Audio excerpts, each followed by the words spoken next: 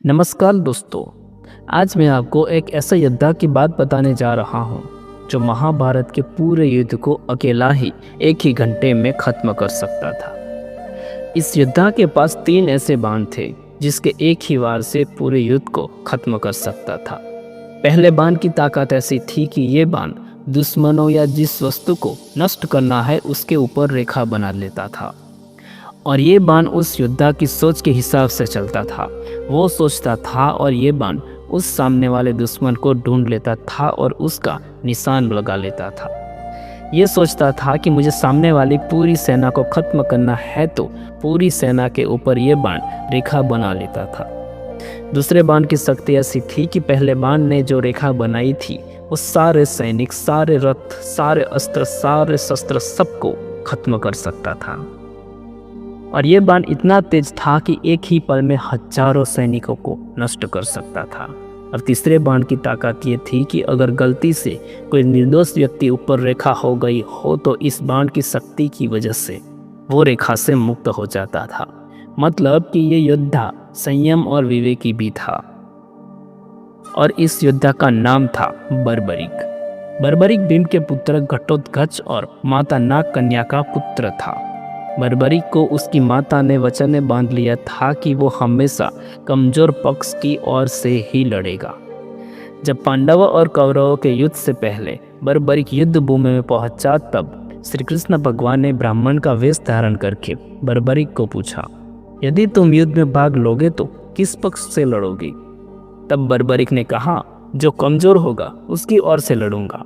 श्री कृष्ण मुस्कुराते हुए बोले और कहा, अगर कौरव कमजोर होंगे तो तुम उसकी ओर से युद्ध लड़ोगे तो पांडव कमजोर हो जाएंगे, और पांडव की ओर से युद्ध लड़ोगे तो कौरव कमजोर हो जाएंगे। तो क्या तुम बार बार पक्ष बदलते रहोगे? अगर ऐसा चलता रहा तो आखिरकार में सिर्फ तुम अकेले रह जाओगे और पूरा युद्ध खत्म हो जाएगा। तुम महान योद्धा हो बर्बरिक, परंतु तुम्हारा युद्ध में भाग लेना न्याय और धर्म दोनों के लिए उचित नहीं होगा। फिर श्री कृष्ण भगवान ब्राह्मण के वेश में से अपने रूप में आ गए। तब बर्बरिक ने कहा, हे वासुदेव, तो मैं किस ओर से युद्ध लड़ूं? इसका उत्तर आप ही दीजिए।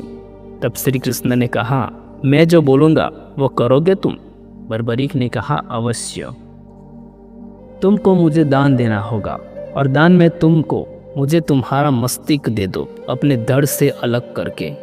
बर्बरिक मुस्कुराया और बोला, प्रभु, अगर मेरे शीश से धर्म की रक्षा होती है तो मैं अपना शीश आपके चरणों में अवश्य अर्पण करूंगा। और बर्बरिक ने अपना शीश काटकर श्री कृष्ण को दान में दे दिया। फिर श्री कृष्ण ने बर्बरिक को वरदान दिया कि हे बर्बरिक, तुम बहुत ही महान योद्धा हो। तुम्हारा बलिदान हमेशा याद किया जाएगा और तुम्हारा शीश एक पहाड़ी की चोटी से पूरा युद्ध देखेगा, और अंत में शेष और श्रेष्ठ योद्धा तुमको ही माना जाएगा। फिर महाभारत का युद्ध समाप्त हुआ। तब श्री कृष्ण ने बर्बरिक को पूछा, बताओ बर्बरिक, अंत में जीत किसकी हुई है? और तब बर्बरिक ने कहा, जहाँ श्री कृष्ण है वहाँ ही जीत है। मैंने देखा हर निर्णायक क्षण पर आपके सुदर्शन चक्र ने युद्ध का रुख मोड़ लिया था। विजय का श्रेय किसी और को नहीं, सिर्फ और सिर्फ आपको ही दिया जाता है प्रभु।